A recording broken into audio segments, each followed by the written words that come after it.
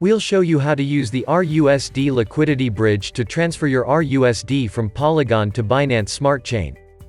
Go to the bridge page. Key in the amount of rUSD you'd like to transfer. Click Teleport. Click Confirm in the wallet notification.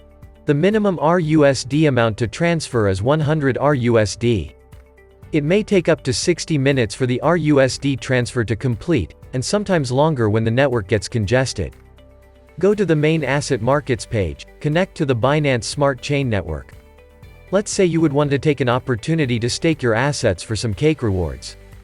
You could use the ZAP function to deposit your transferred rUSD directly into the cake asset market and start staking for rewards. Simply enter the amount of rUSD and it'll display the amount of cake tokens you're going to deposit. The ZAP function is implemented to help users switch between different assets in one single step, saving time and gas fees. Try it now.